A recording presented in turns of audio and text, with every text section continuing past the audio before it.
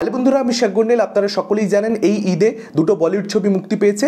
একটা অক্ষয় কুমার এবং tiger শ্রফের action thriller ছবি বড় মিয়াঁ ছোটে মিয়াঁ, আর একটা অজয় দেবগনের বনি কাপুরের স্পোর্টস ড্রামা ছবি ময়দান, যে ছবিটা আমার খুবই ভালো লেগেছে। আমি খানিকক্ষণ আগে রিভিউ আপলোড করেছিলাম, আপনারা চাইলে সেই ভিডিওটা চেক আউট করতে পারেন। বড় মিয়াঁ ছোটে মিয়াঁরও রিভিউ করেছি, সেই ছবিটা আমার খুব ভালো তো লাগেনি। আপনারা যারা দেখেছেন রিভিউ তারা জানেন খুব ভালো মতো। তো এই দুটো ছবির বক্স অফিস কালেকশন ডে ওয়ানে কীরকম কী হলো, আর্লি এস্টিমেট সম্পর্কে আজকে আপনাদেরকে জানাবো। তো প্রথমে যদি ময়দান নিয়ে কথা বলি, ময়দানের পেড প্রিভিউ ছিল বুধবার দিন। আপনারা সকলেই জানেন সন্ধ্যে 6টার পর থেকে বেশ কিছু শোজ ছিল, প্রচুর টিকিটের দাম ছিল, যে কারণে বুধবার সন্ধ্যেবেলা দেখতে যাওয়ার কোনো রকম চান্সেসই ছিল না। যদিও আমি ফ্রি ছিলাম না, ফ্রি থাকলেও আমার পক্ষে দেখতে যাওয়া পসিবল ছিল না। তো 2,60,00,000 টাকা ইন্ডিয়া থেকে নেট কালেকশন বুধবার দিন পেড প্রিভিউজ থেকে ময়দান ছবিটা করতে পেরেছে। এবং আজকের দিনে অর্থাৎ ঈদের দিনে ছবিটার কালেকশানে একটা গ্রোথ আসবে ভালো রকম, এরকমটা আশা করা হয়েছিল, কিন্তু খুব ভালো গ্রোথ কিন্তু এটাকে বলা যায় না। এই ছবিটা কিন্তু আপনাদেরকে জানিয়ে রাখি, হতে পারে একটা কন্টেন্ট ড্রিভেন ছবি, স্পোর্টস ড্রামার ছবি, বাজেট হয়তো কম হবে এরকমটা অনেকে মনে করছেন। ডেফিনেটলি সেটাই হওয়া উচিত, কিন্তু যেহেতু প্রচুর লেট হয়েছে, ছবিটা বারবার পোস্টপন্ড হয়েছে, যে কারণে এই ছবিটার পেছনে কিন্তু একটা এক্সপেন্সেস ক্রমাগত করে যেতে হয়েছে আর কি প্রডিউসারদেরকে। এবং এই ছবিটার বাজেট কিন্তু বেশি, ছবিটা দেখলে আপনারা সেটা বুঝতে পারবেন। প্রোডাকশন ভ্যালু আপনারা ছবিটা দেখলেই বুঝে যাবেন, লুক অ্যান্ড ফিল, ব্যাকগ্রাউন্ড মিউজিকের কাজ, বেশ বড় বাজেটের ছবি এটা। এবং এই ছবিটার ঈদের দিনের কালেকশন হয়েছে মাত্র 4 কোটি টাকা নেট, যেটাকে কিন্তু একেবারেই ভালো কালেকশন বলা যায় না। ঈদের দিন কিন্তু অজয় দেবগনের একটা ছবির থেকে, হতে পারে সেটা অ্যাকশন থ্রিলার নয়, হতে পারে সেটা মাস ছবি নয়, স্পোর্টস ড্রামার ছবি, কিন্তু তবু এর থেকে বেটার কালেকশন কিন্তু আশা করা হয়েছিল, কিন্তু সেই জিনিসটা কিন্তু এখানে হলো না। এবং ময়দান ছবিটা যে কোয়ালিটির হয়েছে তাতে করে কিন্তু বেশি কালেকশন আসা উচিত ছিল। ট্রেলার কিন্তু, টিজার কিন্তু বেশ ভালোই ছিল, ইমপ্রেসিভ ছিল, কিন্তু তা সত্ত্বেও কিন্তু সেই ইম্প্যাক্টটা দেখা গেল না বক্স অফিসে।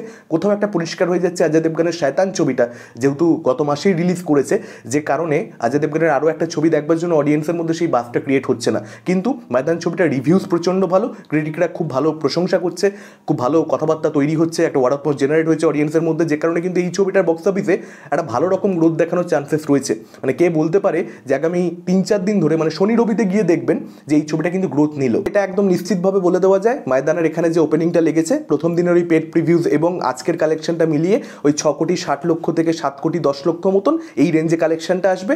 সেই কালেকশনটা কিন্তু ডেফিনেটলি ভালো নয়, কোনোভাবেই ভালো নয়। আপনি এটাকে ওই কন্টেন্ট ড্রিভেন ছবি, একটু কালেকশন কম হবে এসব বলে এটাকে ডিফেন্ড করা যায় না। সেটা করা যেতে পারতো যদি ওই 11 কোটি 12 কোটি এই রেঞ্জে যদি ওপেনিং ডে কালেকশনটা হতো অ্যাটলিস্ট। কারণ ঈদের দিন হলিডে রিলিজ, এটা কিন্তু ওই একটা যে কোনো দিনে রিলিজ হয়ে গেছে, যে কারণে কালেকশনটা কম হয়েছে এরকম কোনো ব্যাপার নয়। আজকের দিনে কিন্তু কালেকশন হওয়ারই কথা ছিল, কিন্তু সেই জিনিসটা হয়নি।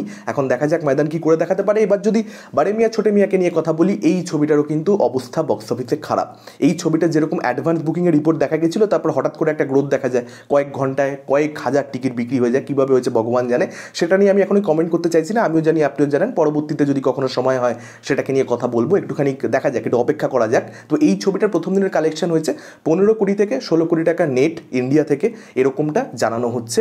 এখন এই কালেকশনটা এই ছবিটার ক্ষেত্রে ভালো কি, এটার বাজেট কোট করা হয়েছে বিভিন্ন সোর্সেস থেকে, বিভিন্ন জায়গা থেকে বলছে 300 কোটি, বিভিন্ন জায়গা থেকে বলছে 350 কোটি, ধরে নিলাম 300, 350 বাদ দিন। 300 যদি একটা ছবির বাজেট হয়, 15-16 কোটি টাকা ওপেনিং, কিছু না হলেও ছবিটার ওপেনিং হওয়া উচিত ছিল 50 কোটি প্লাস। 300 কোটি যে ছবির বাজেট, তার ওপেনিং 50 কোটি প্লাস না লাগলে কী করে হবে? ঈদের দিনে একটা অ্যাকশন থ্রিলার ছবি, একটা মাস ছবি, সেটার মধ্যে যদি ওপেনিং এরকম হয় 15-16 কোটি, দুজন স্টার রয়েছে, একজন সুপারস্টার একজন স্টার, যদিও টাইগার শ্রফকে কতটা স্টার বলা যায় সেটাও একটা বিশাল ডিবেটের ব্যাপার। তো অক্ষয় কুমারের কামব্যাক হবে এই ছবিটার মাধ্যমে আশা করেছিলাম আমরা অনেকে, কিন্তু সেটা হচ্ছে বলে তো আর মনে হচ্ছে না। যদি রিভিউজ ভালো পেতো সেক্ষেত্রে তবু একটা চান্সেস দেখা যেত, কিন্তু এখন আর মনে হচ্ছে না সেটা। মানে এই ছবিটাকে নিয়ে বাজ নেই, আর তার মধ্যেই 15-16 কোটি কালেকশনের মধ্যেও জল আছে কি নেই সেটা দেখা যাক। পরবর্তীতে রিপোর্টস ডেফিনেটলি সামনে আসবে। কিছুই আসলে আজকের দিনে ঢাকা চাপা থাকে না। আমি ধরে নিচ্ছি খুব অনেস্টলি, মানে খুব সৎভাবে 15-16 কোটি টাকা রোজগার করা হয়েছে। সেটাও যদি করা হয় তাহলেও এটা প্রচণ্ড প্যাথেটিক, প্রচণ্ড পুয়ার একটা কালেকশন, এটা বলতে কোনো রকম কোনো অসুবিধা থাকার কথা নয়। আমরা লম্বা উইকেন্ড পেয়েছে ছবিটা, যে কারণে হয়তো একটা কালেকশনটা মানে একটা তবু ঠিক আছে, চলো একটা চলে গেল, পৌঁছে গেল। মানে 3 দিনের ফার্স্ট উইকেন্ড হলে গন্ডগোল ছিল এই ছবিটার, 5 দিন বলে একটু বেঁচে যেতে পারে বা নাও বাঁচতে পারে, কে বলতে পারে। দেখা যায় কালকের কালেকশন কীরকম কী আসে, কালকের দিনটা দেখলেই বোঝা যাবে মোটামুটি ছবিটা কোন দিকে এগোতে চলেছে। আপনাদের কি মতামত ডেফিনেটলি আপনারা কমেন্ট করে জানাতে পারেন। এই ভিডিওটা ভালো লাগলে লাইক করতে পারেন, শেয়ার করতে পারেন। আমাদের চ্যানেল নতুন হলে চ্যানেলটাকে অবশ্যই সাবস্ক্রাইব করতে পারেন। আজকের মতো ডাইরেক্ট চোখ রাখুন পরবর্তী ভিডিও।